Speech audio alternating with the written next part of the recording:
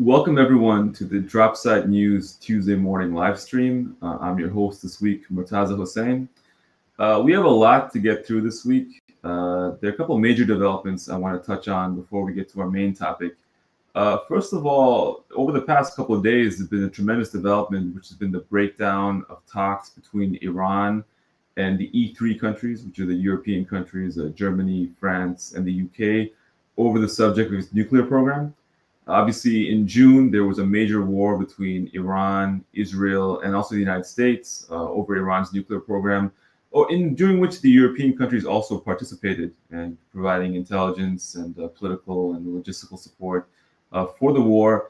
So now there have been some talks aimed at averting what are called the UN snapback sanctions. And without going into great detail, the snapback was a mechanism to reimpose the 2015 sanctions that were lifted on Iran by the United Nations when it signed the nuclear deal under President Obama. There was a period during which these snapback sanctions may have been averted, about a 30-day period of negotiations. We're reaching the final days of that period, and the signs are not good at the moment. So what that means is if the sanctions are reimposed and no new deal to govern Iran's nuclear program, its relations with France and the other European countries comes to pass in the next, by the end of this month, basically, you will see, first of all, the reimposition of these very harsh sanctions on Iran. But also, it would greatly increase the odds of a new war between Iran, Israel, the United States, perhaps, and other countries as well too, because the snapback sanctions would give great diplomatic cover and political legitimation to people who would like to engage in that war anyways. So unfortunately, it looks like we're trending towards another conflict, and we see preparations inside Iran and other countries as well too for what a new conflict may look like. And this conflict, if it does come to pass, is likely to be far more bloody and brutal than the war in June was. As bad as that was, this could be a far more extreme conflict between Israel and Iran, and also maybe the U.S. and other countries in the region as well too. So it's something we're watching, and we're going to be talking about more in the weeks and months to come. Another issue, which is somewhat tangentially related to our main topic, but I do think is worth bringing up, has been really interesting and alarming recent developments in Eastern Europe. Over the last week and a half or 2 weeks, there have been numerous incursions by drones and military aircraft believed to have come from Russia in NATO countries. And we've seen first in Poland, there was a very widespread and massive drone incursion a week ago. It happened again in Romania. There were aircraft which violated Estonian airspace allegedly as well too. And then yesterday, maybe arguably the most serious incursion to date, in Denmark and in Norway over major airports, there were large drones spotted hovering over the airports for a period of several hours. They caused the shutdown of the airports, major international airports, flight disruptions, which are probably going to last until tomorrow at least. And the drones then escaped without any, you could say, interception or shooting down and so forth. But the governments of the countries have all pointed the finger at Russia. And several countries have activated the Article 4 stipulation in NATO, which calls upon other countries to defend the border and airspace of countries which believe that their border and airspace is threatened. That's one step below Article 5, which basically means triggering a mutual defense compact within NATO. So we're really, really close to a situation, and we may not get there, but we're definitely edging closer every day to a situation where Poland or another NATO country triggers Article 5 and asks the rest of the alliance to defend them or to engage in an armed conflict with Russia. Obviously, this all stemmed originally from the Russian invasion of Ukraine. As that situation has gone on, it's gotten more and more dangerous, not less dangerous in that time. And we're seeing now an escalation of this conflict right now. So, it's a moment where we're seeing the international order somewhat break down. And this week, which is kind of what we want to talk about more, it's the week of the UN General Assembly. And this is when the United Nations, all the countries of the UN, converge on New York City. They come for the assembly itself. They come for meetings, events, and so forth to kind of discuss and get a state of play of where the world is heading at the moment. And so much is going on with that. But one aspect we want to discuss today, particularly, is the issue of the state of Palestine and the recognition of the state of Palestine by A large number of countries which had previously been obstinate and had tried to hold out for some other agreement. More clearly, there have been most of the world has recognized the Palestinian state for many, many years now. But European countries and Five Eyes countries, Anglophone countries, have been holdouts with the U.S. on that subject. But we've seen this week Canada, the UK, France, Portugal, Australia, several other smaller countries recognizing a Palestinian state, and the dam is kind of breaking on that subject. At this point, it's really, mainly just the U.S. now, which is a significant holdout, and some other countries which are very dependent on the U.S., like Japan, which may still recognize the Palestinian state in the near future. There's hints of that as well too. But we see a situation where pretty much a supermajority of the world now acknowledges and recognizes the Palestinian state, and there are efforts to instantiate one now in the Gaza Strip and elsewhere, even in a condition where obviously there's genocide taking place, an armed conflict. Israeli government, which has vowed to never allow such a state to come to pass. So with the announcement by the UK and other countries that they are recognizing the state, there's been a lot of confusion and debate about what this means. Is this just a symbolic declaration? Are there meaningful consequences to this recognition and so forth? We want to get into that a bit more and talk a bit more deeply about the broader implications and what they are, if any, of this major diplomatic turning point, at least. So we have a great guest coming on today, and we're going to bring him on now, Hellyer. Hellyer is a longtime Middle East analyst, expert, an old friend of mine, someone who I really rely on for analysis of the subject. And we've been talking quite a bit about what's been going on with the UN in this past week. Hellyer, thank you so much for joining us. And I want to ask you, to start off, what's your reaction actually? Because we've seen quite a bit of discussion of the subject, and obviously the UK and other countries of very major G7 countries for the first time have joined this recognition. What do you think it means, and how are you interpreting these events in the last few days? So, Maz, thank you very much. It's always a pleasure to be on the program with you. Deeply appreciate the work that you and Dropsite do. So, thank you. It's quite an honor. There's a few things that I'd like to mention. First, actually, the number of countries that recognize a Palestinian state, the number was well over a supermajority quite a long time ago, actually. The most recent wave of recognitions have been around 10 countries over the last couple of years. But if you go before that, you still had around 140 countries out of 193 countries that are member states of the UN that recognize the state of Palestine. The state of Palestine was announced, I think, in 1988 by the Palestinian Liberation Organization, and immediately recognized by most of the global South. And then you saw more countries recognized thereafter. And then, of course, there was another wave of recognitions later on, particularly from Latin America, South America. So you're really in the last sort of phase with regards to recognition. You're correct. The United States is really isolated on this particular point. There are very few other countries that are really holding out. Japan is a significant exception, but I do think that they will change that position in due course. Not that it makes a terrible amount of difference, but with all due respect to Japan, they don't really engage on this issue very much. Singapore, a lot of Southeast Asian countries, they're pretty much there or done already. The question, and this is why I've been, I won't say skeptical. Skeptical is perhaps the wrong word. But since the announcement by Keir Starmer, our Prime Minister in the UK, that the UK would recognize a Palestinian state subject to certain conditions, that if the Israelis fulfilled those conditions, then he wouldn't, which I thought was a really bad fudge. But be that as it may, he was going to recognize.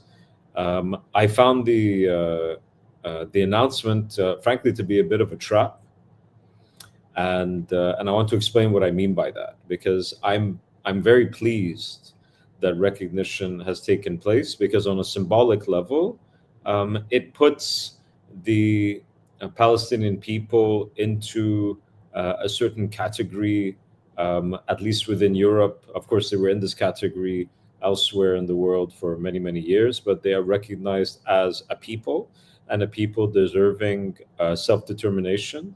And any people that warrant self-determination should have their state recognized. So to me, it was not about punishing the Israelis. It was not about rewarding anybody in Palestine either, irrespective of what political group you might be speaking of. It was simply a recognition that we acknowledge that the Palestinian people are a people and they warrant self-determination. The trap, I think, and I haven't moved on from this, the trap is that recognition would take place, but no policy steps thereafter that would really put pressure on the Israelis to stop the occupation of that state would follow. And that's a trap. And I say trap very clearly because I think a previous trap was frankly, the peace process. When the Oslo Accords were signed, I think they were built off of a lot of goodwill and good faith, but a major flaw, which the Norwegians themselves recognize. In fact, I think the Norwegian foreign minister pretty much stated as such at the UN a couple months ago. Major flaw was that there was no accountability mechanism within the Oslo Accords to hold to account people or individuals or entities or states that violated international law. So you had many countries, quote unquote, sign up to the Oslo Peace Accords, recognize them, talk about the peace process. The number of times I heard diplomats and statesmen talk about the peace process in the early 2000s and 2010s, but without any follow-ups. So that, oh, we support the peace process. It's like, well, what does that mean? If you support the peace process, what are you going to do about those that are sabotaging the peace process? And if you're not doing anything at all, then this just becomes a rhetorical tool so that you can show politically that you're doing something. But actually on the ground, very little is changing. And on the contrary, it became a cover. So you had more settlements built in the occupied West Bank during the period of the peace process than you did before. Okay. For example, right? And of course, that's just talking about the structural elements of statehood that we're considering right now. It doesn't bring into the equation the genocidal war that is taking place on Gaza. What does this have to say about that? And I think that these things have to be kept in the picture. I wrote a piece in the Financial Times early in the summer, which I think still holds, that goes into this. It's all about the fact that, yes, recognize the state of Palestine, but make sure that there's something to be recognized, that we're not simply going to be recognizing a graveyard. That's not my phrase, by the way. The recognition of a graveyard phrase actually comes from the former Israeli ambassador to Paris, who wrote an open letter to President Macron saying that if you don't exact consequences and a price on the Israelis, then what you may end up recognizing is simply a graveyard. And I think that's a very important warning. Yeah, it's a very poignant way of putting it. So one thing I was curious in your take, and I haven't seen the specifics of this recognition, is one question is what territorial boundaries are they recognizing exactly? Because obviously the traditional formulation from Oslo in 1967 is that obviously there's the Gaza and the West Bank and East Jerusalem and so forth. I'm not totally clear what all these countries have the same view of what the boundaries of the Palestinian state that they're recognizing are. And one thing that I'm curious of is that it seems very likely, and we don't know for sure yet, but there's very strong indications from the Israeli side that they are planning to take measures practically on the ground to render ineffective or moot, in their view, any recognition. So they've been hinting very strongly maybe annexation of parts of what has traditionally legally been considered, at least since 1967, the borders of a putative Palestinian state. They may annex part of Gaza, they may annex part of West Bank, they may annex the entire West Bank. These are all things which have been talked about as possible scenarios. So the thing that's interesting to me is that even if one were to take the most conservative view of what the territory legally of a Palestinian state is, it's likely that the Israelis are currently encroaching on it or are about to encroach on it in a manner which is, quite extreme. Like you're actually occupying another country, a legally recognized country, annexing its territory. There are very few countries in the world which engage in behavior like that. And Russia is like one country which is trying to do it, but it's a very unique and extreme circumstance anywhere in the world. If the Israelis, tomorrow or next week announce, well, we're going to respond by annexing 30% of the West Bank or something like that, what would the legal sort of shift be? Because it seems to me that would justify, even if international law, is not difficult to actualize due to various coordination problems and so forth, at least domestically in the courts of all these countries that recognize the Palestinian state, it would open the door to legal measures and potentially sanctions, de-recognition of Israeli passports. It'd be very difficult to do business with Israel legally in these countries. What do you see as possible consequences? And is there a way of instantiating that, at least at a domestic level, if it can be done at the UN level? So those are some very good questions. If I can just summarize them into three. One, what are the borders? Two, what are the consequences of occupation and annexation if they decide to annex? And three, I suppose I'm not doing this in order. Three is what are the Israelis going to do with regards to recognition? So first of all, when it comes to the borders, it may be different in different countries, okay? But certainly when it comes to the UK, East Jerusalem, the Golan Heights, the West Bank, and Gaza are all recognized as occupied territory.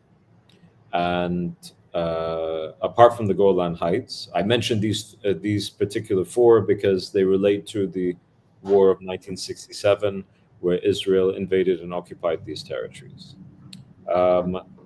When it comes, of course, to the Golan Heights, that's Syrian territory. For the other three, the position of the UK government for many years has been that these are the occupied Palestinian territories. So when we want to see what sort of borders are being considered here, I think the borders are pretty clear in the sense that the occupied Palestinian territories become the recognized borders of a state of Palestine. Now, I suspect what you'll get if you press government officials in the UK on this point, they'll say that, final status of borders are to be determined between the parties.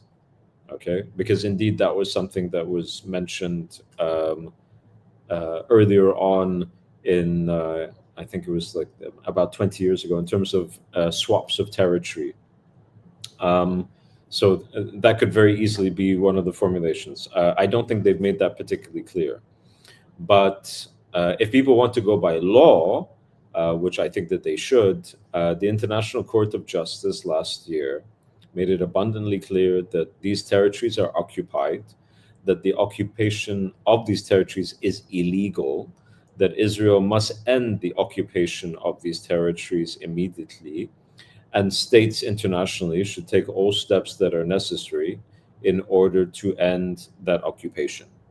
So it's not as nebulous as I think people sometimes try to posit. They say, oh, well, what are you recognizing? We don't know what we're recognizing. It's like, actually, you do. The problem, and by the way, when it comes to recognition, the state of Israel adamantly refuses to identify its own borders.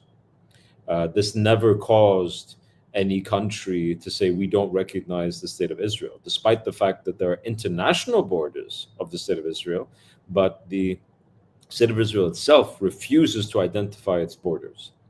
It refuses to identify its borders. So I think that that's important. When it comes to consequences, or actually, no, let's go to the reactions first. There's been a lot of talk about how recognition of the state of Palestine upset negotiations that were ongoing between Israel and Hamas, that it caused a massive problem in terms of continuing efforts to come to a ceasefire and so on. This is all nonsense. And if you look at the timeline, it's actually abundantly clear. The negotiations were already pretty much kaput before anything had been announced. So that's one. Two, the negotiation process over the past 2 years has been one of constant sabotage by the Israelis, as testified to by Israeli media itself many times. So really, I don't put much stock in that. But more, that when it comes to retaliation, and I'm sure that the Israelis will take steps and they will try to frame it as retaliation. But when it comes to retaliation in terms of annexing parts of the West Bank, or the West Bank in total, I think that they'll probably go for annexation of part of the West Bank. The Israelis were discussing annexation about parts of the West Bank, parts of Gaza, for months, and if you go back far enough, for years.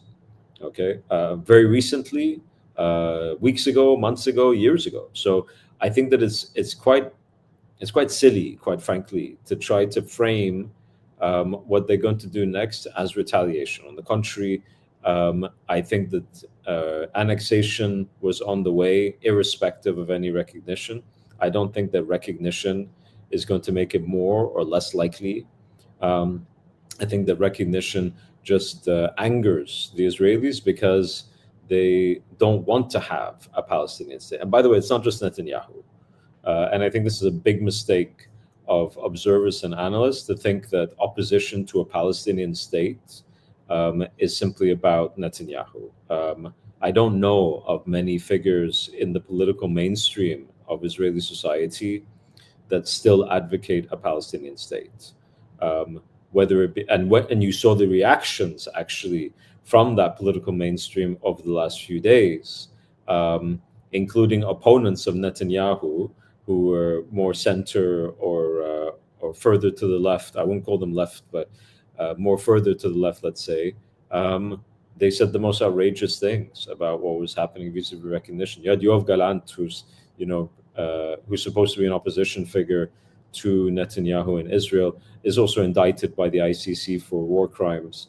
But he sent a very, I should say, a very insulting note to the Prime Minister, Keir Starmer, saying, instead of focusing on getting a Palestinian state here, you should focus about Islamist extremism or something in the UK, trying to engage in, culture wars and stuff. So it's a very common opposition, I think, that you see to a Palestinian state within Israeli society, and people need to understand that, because if they think that all that needs to happen is a change in government, I think they're in for a really big rude awakening. When it comes to consequences, if they do, for example, annex the West Bank, I appreciate that you're positing a scenario where the Israelis could do something and the world would respond, and respond swiftly with certain types of measures. Unfortunately, what we've seen over the past 2 years is that measures do get taken, but they get taken much, much later. It takes a long time. There are reasons for that, but that's what happens.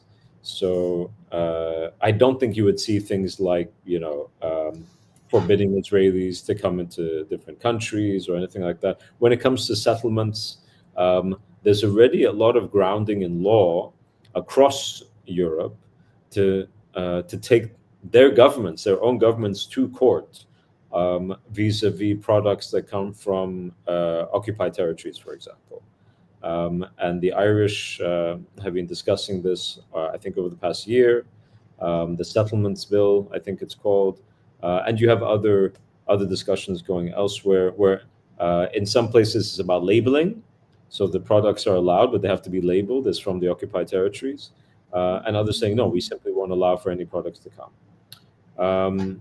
There could be more prescriptions, and I suspect we will see more prescriptions over time of different Israeli ministers and of particular individuals and figures in the settlement movement. Again, I find this is a little bit of a trap, because the settlement enterprise itself is illegal. the entirety of that enterprise ought to be proscribed if we're going to be consistent with international law. Not a figure here or a figure there, like extremist settlers. The entirety of the settlement enterprise is an extremist endeavor. Okay, it's not one figure or two figures. It's the entirety of the enterprise is an extremist endeavor.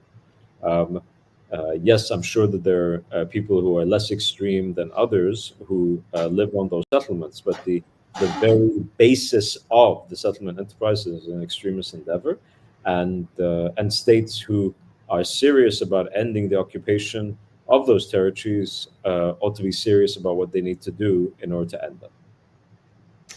Yeah, you raised a really good point. Just I want to touch on very briefly before we move on, is that the language of Israeli officials is very, very interesting. It's actually a very extreme language directed not just to their neighbors, but the rest of the world too. When you mentioned Yoav Gallant, who ostensibly is a security professional, not like Netanyahu, not crazy or so forth, saying the most vituperative, vitriolic comments. And it's not just him, it's even people, you could say, further on the left in Israeli society, and Israeli diplomats at the UN as well, too, engaging in like antics and bringing props and these very, very strange behavior, which is reminiscent of some of the most extreme regimes of the 20th century, the way that they would, this theatrical sort of rejection of the entire world. It's a little strange. And also, to your point, it's very difficult for all these reasons you pointed out to instantiate real consequences against Israel, politically, economically, and so forth. Not impossible, but there are great barriers to doing so. It's a very small country. It's only like 9 million people, of which I believe 1.5 million roughly are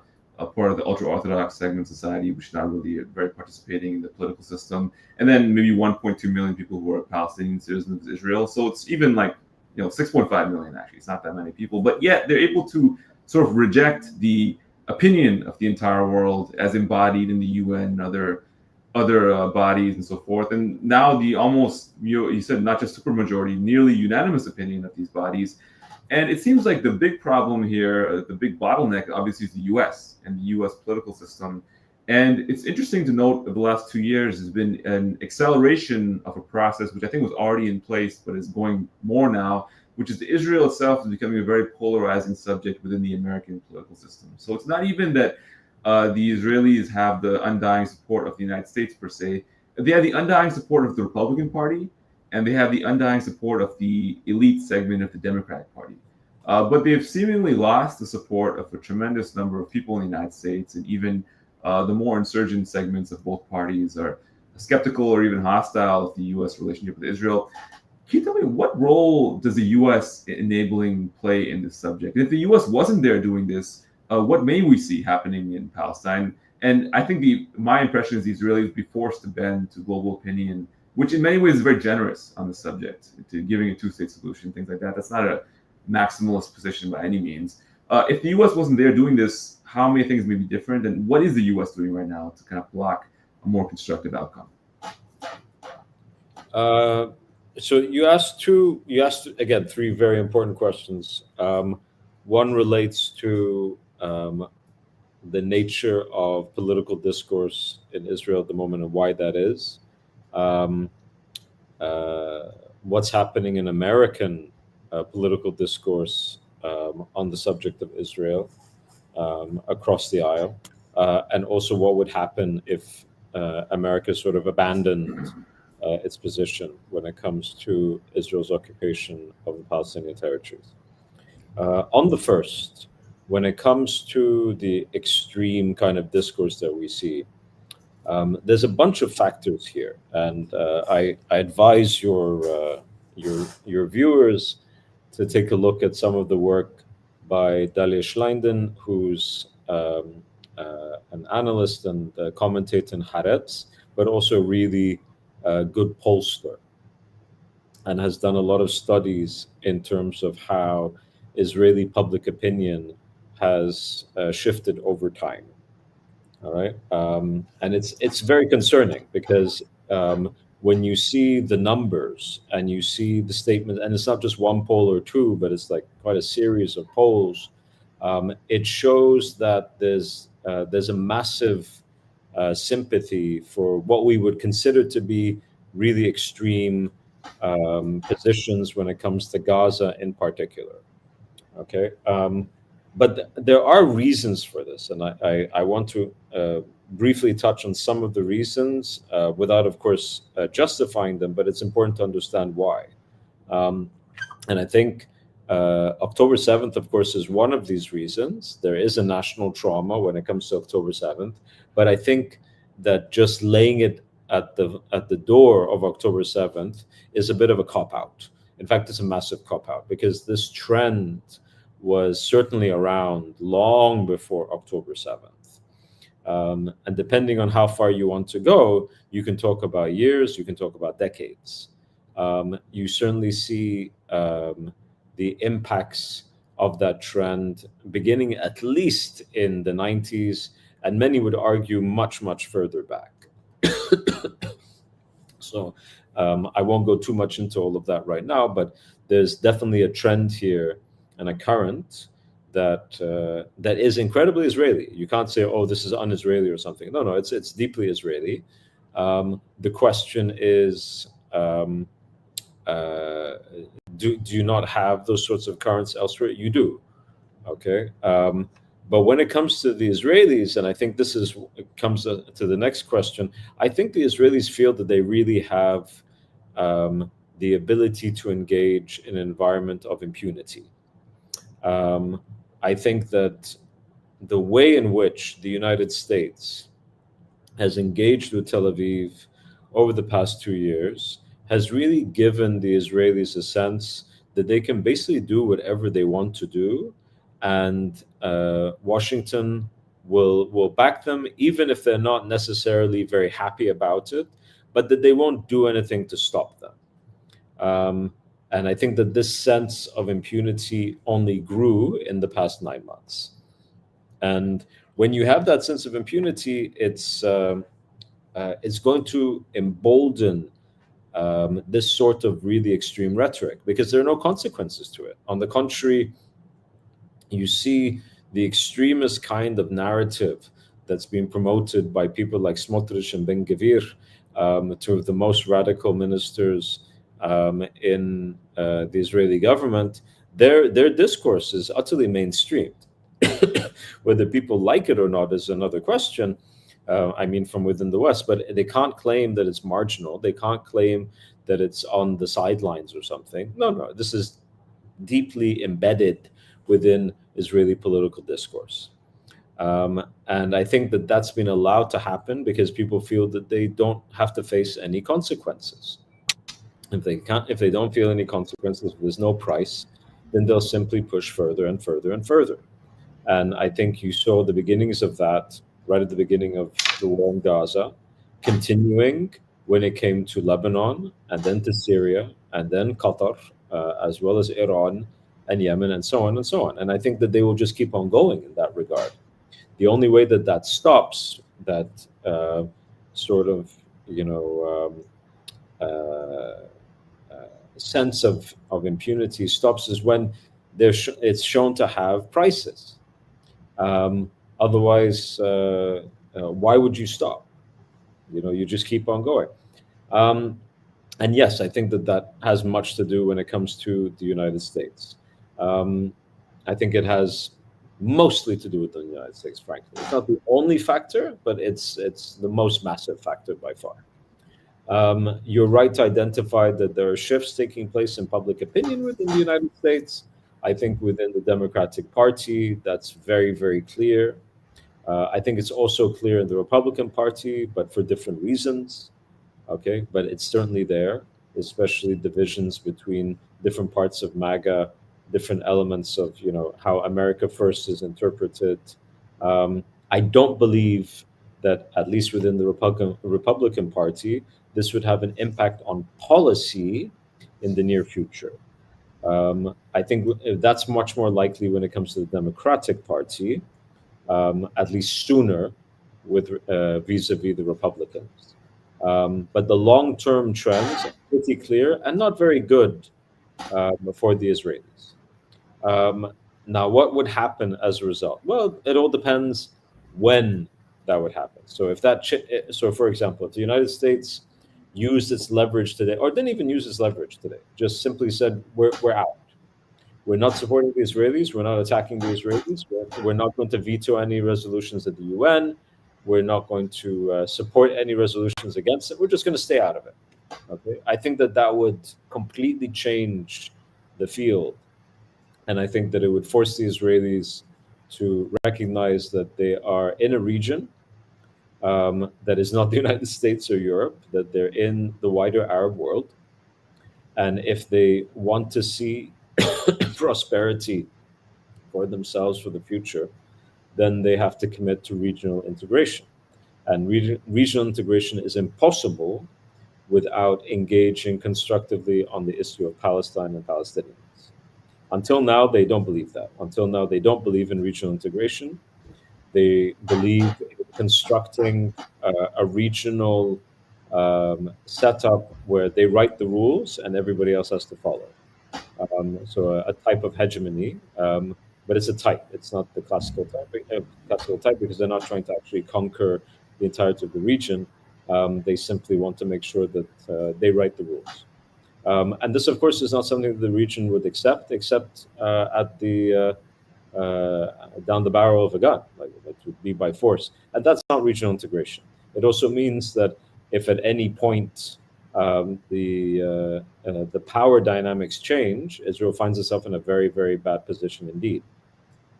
But that's if it happened today. If it happens 20 years from now, or 15 years from now, or for 30 years from now, when it comes to what's going on today in Gaza, well, Gaza, everything in Gaza would have been settled by then, right? When it comes to the West Bank, everything would have been settled. The question is when this happens, and then what happens thereafter. And of course, history has seen other periods where you had different powers try to take control within the Holy Land, and things did change, even though it took a while. But if we're talking about in the immediate sense, I don't think that there'll be any changes from the U.S. Certainly not in time to really impact what's happening on the ground right now. Yeah, and to your point too, it seems that the way they're behaving, the Israelis, they feel that they have a blank check right now, and they're trying to cash as much as they can of this check immediately. So Iran, other countries in the region that they've been attacking in the last year or so, Gaza, obviously, and also potentially the West Bank, because obviously there's a very, very clear attempt to liquidate the population of Gaza, whether by killing them or disease or by expelling them to Egypt or other countries and so forth. But also with this annexation looming of the West Bank, there could very well be an effort to get the population out of there or destroy the population in various ways as well. In that sense, and to your point, it seems that Israel has now embraced a genocidal attitude towards the Palestinians, which they're instantiating now in these policies, but also the broader region potentially as well too. If you get in our way, your sovereignty doesn't matter. We'll attack you. We'll kill your leadership. We'll do whatever we need to do, justified in our own internal justifications, and with diplomacy and sort of any sort of like niceties like that, completely irrelevant. To your point, it's very much underwritten by U.S. support, without U.S. political cover, but also funding, resupply, intelligence support. None of this would be possible. It would all have to end essentially tomorrow. Which brings me to the next question I want to ask you. Obviously, a few weeks ago, there was a very, very eye-opening event in Qatar when the Israeli Air Force carried out an airstrike against the Qatari capital of Doha, and they targeted the Hamas leadership gathering, which is gathered to discuss a ceasefire proposal, and killed several officials of Hamas, not the ones that they targeted, but also a Qatari police officer was killed, and undisclosed number of people were wounded. This was a very shocking event for people in the Gulf. The Gulf obviously considered itself to be sort of an oasis from the problems of the Middle East, like the Switzerland of the Middle East, you could say, during the 20th century. A safe place you can do business. People who are rivals can even come and meet there, including Israelis who are frequent diplomatic guests in Doha as well too. And this sort of shattered the illusion of that Gulf sort of bubble. And in the aftermath, we saw delegations of Emiratis and Saudis, countries which did not have great relations with Qatar in some past years, but also other countries like Turkey, Egypt, and so forth. They convened for the summit in Doha to discuss this. And I was kind of curious how the rest of the region, and using this Doha question and this incident as a jumping off point, how are they interpreting Israel now? Because I will say that, for a long time, the rest of the Arab world and even the broader Muslim world, they had a very pragmatic take towards Israel. They said that, they're here, they came, whatever, let's make a deal where you give Palestinian statehood, which you're entitled to by international law, and then we can reintegrate and have ties and so forth. It seems the Israelis are not interested in that anymore. And this attack on Doha showed that they're willing to shatter the sovereignty of any country, even countries that are at war with them and by distance and so forth, if they think that there is in their interest to do so, or if they're even just frustrated and want to lash out a little bit. What do you think the meaning and significance of that attack was for the rest of the region? And how may they respond, in the medium to long term, given the fact that it kind of showed that the U.S. also is not there as a protector? Yeah, so I'll answer your question, but just what I think is a clarification on the West Bank. I don't think that the Israelis are trying to expel everybody from the West Bank. I think that what they are aiming to do is to ensure that there are population centers in the West Bank, big ones, and that anything that exists outside of those population centers, those will be removed. And the residents will be forced to go to the population centers, so villages and farms and things like this. And that the remaining population centers are going to be similar to what in the United States we have as reservations in South Africa under apartheid, Bantustans.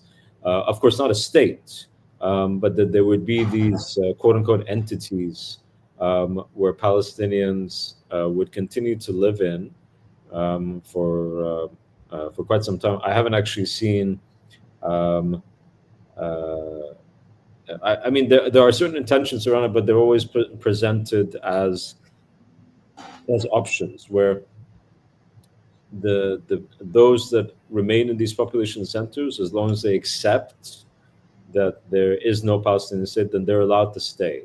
So it's a very different narrative than what you see vis-a-vis Gaza. Okay. Now, of course, that could change, but I'm just saying that the Bantustans idea actually for me is not as pertinent as the Native American / Indian reservations idea in the United States. Actually, I think the latter fits more appropriately in terms of trying to understand what's going on. When it comes to Israel's wider kind of security doctrine, so the way that I look at it is that Israel's current security framework suggests offensive strategies that are aimed at establishing a form of regional paramountcy. Okay, and what I mean by that is the ability to ensure that they write the rules and everybody has to accept their decision making, and that amounts to localized hegemonic dominance that, very importantly for them, preserves unilateral rights of intervention.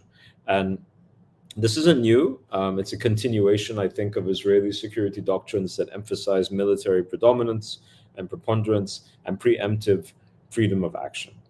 Now, of course, this isn't what the region is particularly interested in, but the Israelis are not embracing regional integration. They are prioritizing qualitative military superiority and what they consider to be strategic autonomy, because they see this as essential to their survival given the threats that they identify.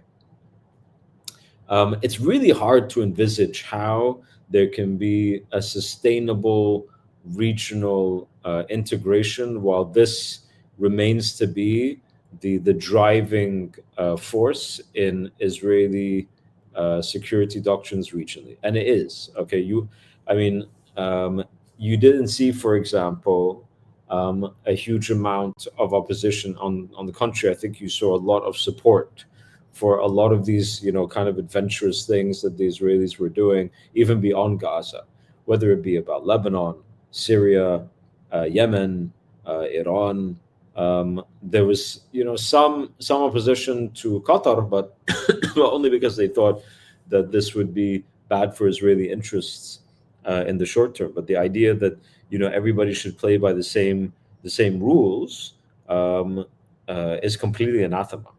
If you can imagine, the Israelis have just established a precedent, which is, we're engaged in a negotiation. We don't like the way the negotiation is going, so we're going to actually assassinate those that we're negotiating with on the territory of our mediating partner. I mean, that would kill mediation worldwide. If everybody lived up to that, it would kill mediation worldwide. So I'm not sure how we can expect any type of wider integration to take place while that is still the case.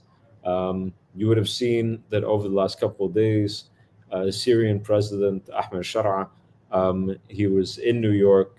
I think he's still in New York at the time of recording, and he's asked about normalization with the state of Israel, and he makes it very clear: Israel occupies Syrian territory, and Israel is still attacking not just Syria but other countries in the region. So, he didn't say this. I'm paraphrasing. So what are you talking about? And I think that characterizes the sentiment across the region, including in countries that did normalize with the state of Israel, whether the older ones, Egypt and Jordan, or the new ones, such as Bahrain and the UAE. I think nobody's particularly comfortable about this, to say the least. Yeah, it's a very interesting point, because I agree with you. This whole concept of integration and so forth, it seems so fantastical and remote, and no one wants it. The Israelis themselves don't want it. So what's the alternative? It seems to me the alternative is obviously going to be more conflict. It's an indigestible situation. It's a conflict that can go on for generations. It could escalate to a nuclear level at some point. That's the trajectory that we're very much on.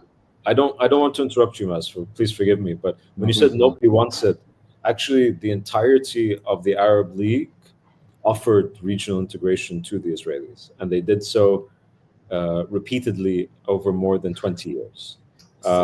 You're right. So I should say that the Arab League, you said they did offer this for a very long time. It's just that the Israelis reject. They're still offering it. But in the new paradigm, when the Israelis have said that, there is a rejectionism that is at work here, but the rejectionism is Israeli. I want to be very clear about that. People can argue, by the way, about whether or not this would be most sensible or whatever. But the reality is that the entirety of the Arab League, and by the way, even the OIC, okay, so many people even talk about Iran as being utterly rejectionist in this way. Their discourse is extremely rejectionist, but as a footnote in history, which still applies, the OIC signed up to the Arab Peace Initiative that was signed 20 years ago, issued 20 years ago by the Arab League and the Saudis, and they've never withdrawn it, and they've actually confirmed it. So even the Iranians have accepted this particular initiative. And one can argue that the initiative doesn't go far enough, because I don't think it enshrines, for example, the right of return. But in terms of integrating Israel into the region, they've been promised it multiple times, and again over the past 2 years. And the demands are actually incredibly modest, but they're utterly in rejection of them. Yeah, that is a very important clarification, because there is, for people who don't know, the Arab Peace Initiative, reiterated many times, gives Israel full integration, just for the very basic, and it's not even a demand. It's just it's just the expectation that they will abide by international law, what is determined with the Palestinian state and so forth. They reject it entirely. Now they're escalating to the point where, actually, I get the impression, Hisham, there's been this talk, Israelis always talk about the right to exist, Israel has a right to exist and so forth. It's morphing into no one else has a right to exist. That's kind of the way it's morphing into, because the sovereignty of other states is deemed to be an irrelevant side issue. So obviously in this scenario, people will, anyone, the older generation of people who maybe remember Oslo and things like that are still, acclimated to that sort of idea. But it seems like it's impossible to make peace with a state that has such an attitude. And you inevitably will have to arm yourself or find ways to resist or defend yourself against a state which rejects coexistence with you, not just Palestinians, but far beyond that as well, too, potentially to Syria, potentially Egypt, Jordan, the Gulf, Turkey, elsewhere. No one knows where this could end. And I want to ask you very specifically then about this issue of the Abraham Accords, because obviously there was this, the Trump idea for the Middle East was the Abraham Accords, basically. For those who don't know, it was an idea that we'd sidestep the Palestinian issue, we'd make peace deals between Israel and the Gulf Arab states, and then move onward from that, and let the Palestinians be the last sort of step in that. As a fait accompli, is take whatever we can give you at that point. And the Emiratis signed on to the deal. The Bahrainis did. A few other countries did as well too. The big expectation was that Saudi Arabia would be the one that triggers a cascade of other recognitions. It seems like that prospect is much more dubious today. I know that Saudi Arabia is obviously not a democracy, but ordinary people in the country, very many of them, it's quite obvious that they're perturbed with what's taking place in Gaza at the moment. And it seems like that whole paradigm has shifted. Can the Abraham Accords, it seems like it's stalled, at least for the time being, because of these events, because of the obstinacy by the Israelis of rejecting the Saudi-led initiative. Now, it wasn't just Macron, but also the Saudis who were leading the current UN two-state resolution. But could it even break? Because the Emiratis are also under pressure to do this. It seems like they're resisting that right now. But could we see a rolling back of this paradigm of the Abraham Accords? You mean the Saudis resisting it? Yeah, the Saudis resisting it, or even like the rest of the region. Do you see the Abraham Accords having a future per se? Because it's a Trump signature idea for the Middle East. It seems like, to me, it seems far more untenable than it did 2 years ago, even for the leaders who were interested in doing it for economic reasons. So something that was very interesting, which I don't think is any longer the case, but it was at least until a few months ago, it was certainly the case, that despite the fact that the Saudis were saying very clearly, publicly, openly, transparently, and also in private and track twos and so on, that there would be no normalization with the state of Israel unless there was a Palestinian state or an irreversible track to a Palestinian state. Somehow this just would not compute, and you kept on getting questions and statements coming out of Washington from different quarters in Washington in the Beltway that no, it's still possible, it's still possible, it's still possible. It's like, no, it's not. The Saudis have just made it abundantly clear that this is out the window. We're not interested unless there's a magnificent change on the side of the Israelis in terms of their behavior, and we don't see that change taking place. I don't think anybody's really pushing that anymore. It's kind of flogging a dead horse. I think the Israelis like to push it quite a lot because they want to imagine, whether to themselves or to their supporters in the West, that somehow this is going to lead to something big and good for the Trump administration. It isn't. The Saudis are absolutely uninterested. And people even spoke about the Syrians and the Lebanese. Honestly, this is absurd. And I don't usually use that sort of language when it comes to analysis, but it's so preposterous. The Lebanese simply want the Israelis to leave them alone. And the Syrians simply want to go back to the 1974 agreement or something that looks like it, again, to get the Israelis to leave them alone. They've got other things that they're concerned about in terms of reconstruction and rebuilding. They're not interested in becoming part of some quote-unquote new Middle East, where, as I said, a form of Israeli hegemony is allowed to take root by normalizing on these terms. It's just not happening. So I don't see prospects for the. Oh, and by the way, the Saudis were never going to sign the Abraham Accords. The Saudis always wanted something that was bespoke and about them. They had absolutely no interest of becoming a part of quote unquote the Abraham Accords. Not at all.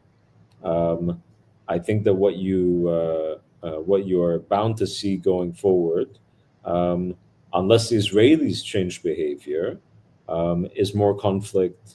And this, unfortunately, there are many different examples of where that conflict could go.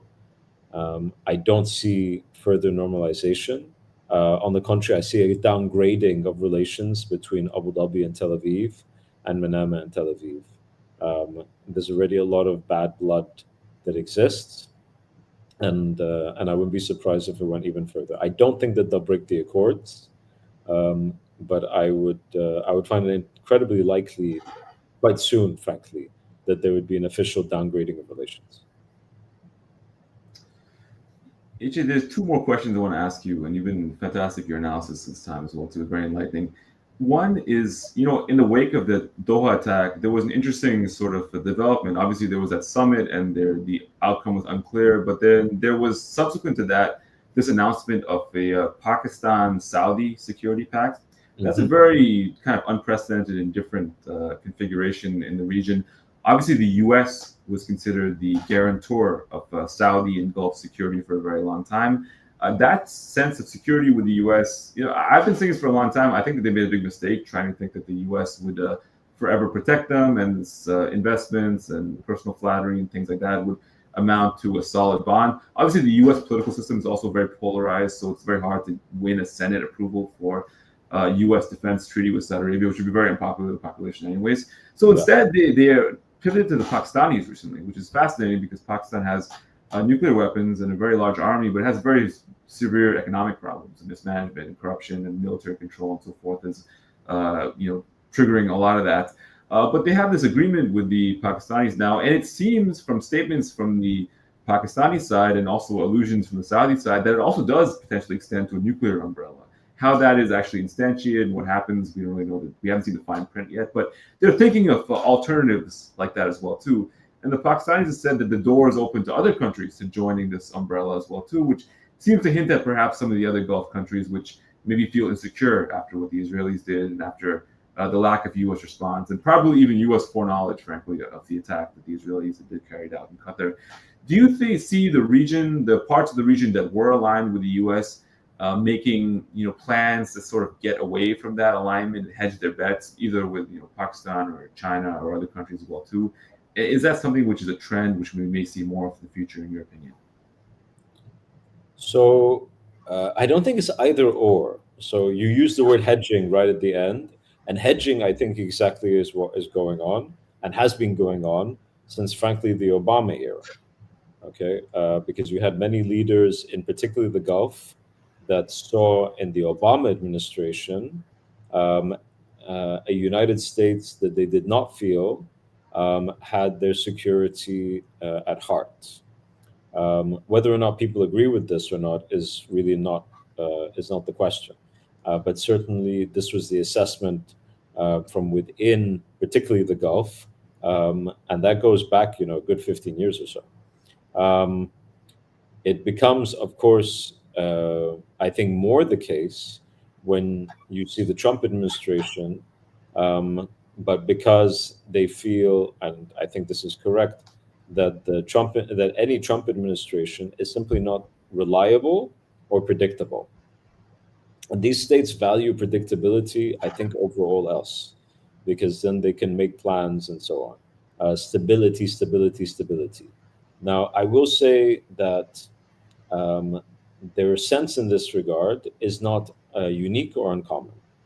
And you have within Europe an assessment that the United States is not the security backstop that it once was considered to be, and that there has to be a new regional security architecture to respond to the Russian threat, which is a real threat.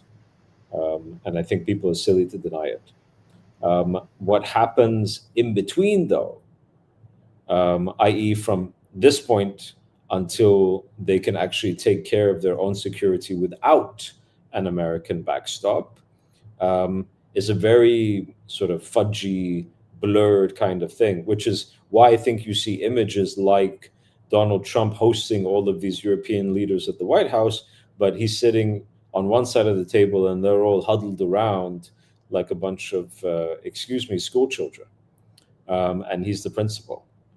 And you see, these efforts at trying to keep America engaged and not being able to really form an argument that the Trump administration will see in quite the same way. So I think they understand that. And I think you see Another type of expression when it comes to this, when it comes to the Gulf. I think the engagement of the Pakistanis was less about Israel and more about that hedging instinct that the Gulf has been acting on for a number of years now, where they want to diversify these defense relationships. They don't want to rely purely on the United States, but I don't think they're looking for alternatives. So this is where I would differ with your assessment, I think.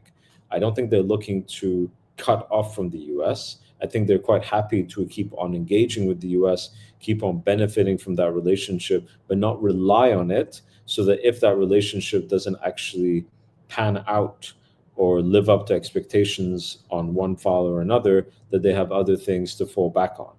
And I think that that instinct will persist. I think that more countries will do more in that direction. And they may do so by building up capacity at home. I think a number of those leaders have come to that conclusion. I've been doing things in that regard for a number of years. And also try to build connections and networks with countries beyond in order, again, to hedge. So I think hedging is a really big thing here. And it's hard to tell them that they're not sensible for doing so. Yeah, very well put. And just to wrap up, I think that what you alluded to there is extremely important, because you mentioned Europe as well too, having similar dilemmas. There's a significant change in the world happening right now, interregnum, I think, between the post-World War II order that the U.S. the post-Cold War order as well too, that the U.S. was sort of the center of, and which is now extricating itself from. And in the introduction, I mentioned the UN is going on right now. The UN is a symbol also of the U.S. centrality of the world, and it's coming under attack by the U.S. itself. These international institutions are being rejected by the U.S. The fate of NATO, let alone security guarantees in the Middle East, are very much in question. And we have potentially the emergence of a vacuum where countries which are revisionist powers, you could say, like Russia and Israel, and maybe others besides that, are going to engage in warfare. They're going to engage in trying to take advantage of that vacuum and try to maximize their own power. It's a profoundly dangerous time. Reminds me of the period before World War I in some ways, where we have this sort of a security vacuum, which almost inevitably will be filled with some sort of a conflict before a new equilibrium emerges. But HA, thank you so much for joining us. Always a pleasure to have you on our show. We're going to have you on again in the future as well too. Your analysis is extremely insightful, and well, I'm looking forward to getting more of your takes in the future as the situation develops. You're very kind, Maz. If I could just say one last comment on what you just said, it may not be a complete break with the old either. What we could very easily see is a combination of a break and with fragmentation into different areas. But I hope people are not how should we say naive about this, because the costs of this change are going to be visited amongst the most vulnerable of the world's populations. The rules-based order had tremendous and has tremendous flaws to it, but we may live to see a day where we bemoan those flaws, because what comes next could be even more catastrophic. You can just imagine that when the Roman Empire collapsed, whatever inequities it had, it's the period after that was, people yearn for it, actually, in many cases. It's not great. But thank you for having me on. Again, I appreciate the work that you and Dropsite do, and I look forward to chatting again in the future. Absolutely, Ajay. Thank you so much again for joining us. And that does it for this episode of the Tuesday morning live stream. I was Murtaza Hussain. I'm the host this week. Next week, we'll have the bigger crew back on as well, too. Thank you so much to everyone who joined us. Make sure to follow us again on our Substack page and on social media, Twitter, Instagram, TikTok, and so forth. We're going to continue coverage of Palestinian statehood, the genocide in Gaza, Iran, Yemen, other topics in our wheelhouse, and many others besides that as well too. Keep an eye out for some really great investigations we're going to be having coming. Something we haven't really done recently as well, but I think that the readers will find extremely interesting. Again, thank you so much for joining us. I'm Murtaza Hussain, and I'll see you again soon.